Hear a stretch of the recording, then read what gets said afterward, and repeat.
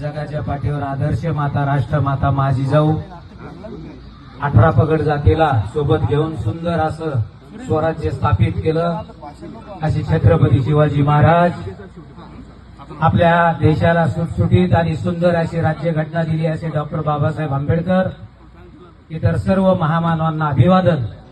आजच्या कार्यक्रमाला आवर्जून उपस्थित असलेले या कार्यक्रमाला भेट देऊन गेलेले आपले लाडके आमदार नारायणभाऊ कुचे साहेब तसेच आमचे स्नेही आमचे मित्र मार्केट कमिटी अंबड सभापती अवधूत नाना खडके भाऊसाहेबराव घुगे रमेश बापू पैठणे पांडुतात्या डोंगरे चिकनगावचे सरपंच आमचे चव्हाण काका नारायणराव तसेच लबडे काका कल्याण काका खडके आजीभाऊ राजीभाऊ थेटे आणि सर्वात महत्वाचं आदरणीय सर्व विचार मंच आणि आजचा जो कार्यक्रम सुंदर असा घडून आणला असे आमचे मित्र सुरेशराव जुवे आणि उपस्थित असलेले पंचक्रोशीतील सर्व बंधू भगिनी लहान चिमुकल्या बालकांनो मित्रांनो मी 2च मिनिटात माझं मनोगत व्यक्त करतो की जवळजवळ 400 वर्षापूर्वी राजे छत्रपती शिवाजी महाराज यांच्या काळामध्ये चारही बाजूला जी काही सत्ता होती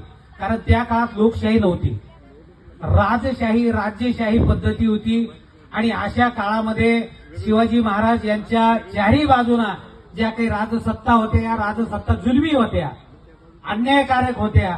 शेतकरी गोरगरीब दीन दलित यांना सांस्कृतिक सामाजिक आर्थिक अभिव्यक्ती असं कोणत्याही प्रकारचं स्वातंत्र्य नव्हतं आणि हे सर्व गोष्टीचा विचार करून आपण जगाच्या पाठीवर आदर्श माता राष्ट्रमाता मा जिजाऊ म्हणतो असं मा जिजाऊने आपला पोटचा गोळा म्हणजे शिवबा यांना शूरवीरांच्या गोष्टी सांगून शिवरायांच्या मनगाटामध्ये एक ताकद निर्माण केली त्यांच्या मनगाटामध्ये एक धमक निर्माण केली ती यासाठी की तुम्ही आम्ही गोरगरीब शेतकरी दीन दलित यांना स्वातंत्र्याचा उपभोग घेता आला पाहिजे आणि त्यांच्यावरील अन्याय दूर झाला पाहिजे।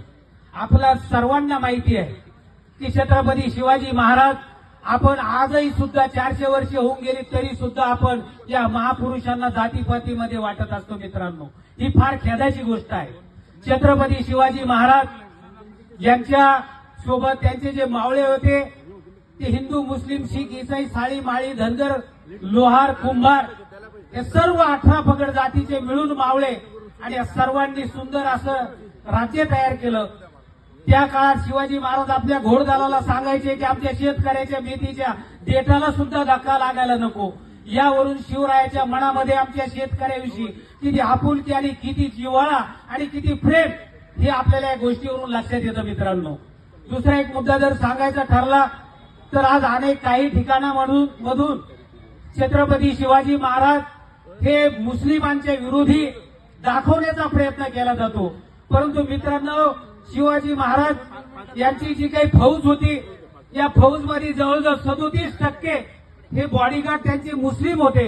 काजी हैदर वकील हा मुस्लिम होता त्यांचे वाघनखे आणि शस्त्रास्त्र बनवणारा रुस्तुम जमाल होता। सांगायचा उद्देश एक की या महामानवांनी तुमच्या आमच्या सुखसोयीसाठी आनंदासाठी स्वातंत्र्य उपभोगण्यासाठी आपल्या पूर्ण प्राणाची जीवनाची आहुती दिली बलिदान दिलं आणि आपण त्यांना जातीपातीमध्ये वाटलं नाही पाहिजे। शिवाजी महाराजांविषयी जर त्यांचा इतिहास सांगित बसलो तर अखेर पडेल म्हणून सर्वांना एकच सांगतो की आपण फक्त असे शिवजयंत्या साजऱ्या करून चालणार नाही। गळी फुंकली सोनारे इकडून तिकडे गेली वारे हे किती सुंदर या ठिकाणी कार्यक्रम घेतला। या ठिकाणी बरेच चिमुकले बालक आहेत आणि त्यांचे पालक वर्ग या ठिकाणी उपस्थित आहेत।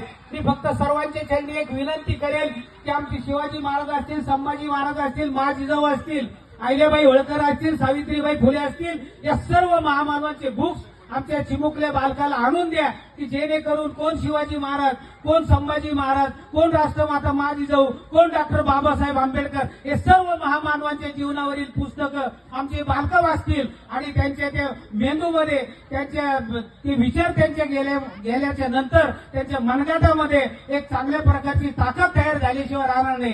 मित्रांनो बोलायसारखं भरपूर आहे मी तर पहिलेच आमच्या आयोजकाला बोललो होतो की लेकरं फार सुंदर बोलू लागली, आमचे नावं नाही घेतले तरी चालेल. या ठिकाणी बरेचशे लहान लहान मुलाला बोलायचंय.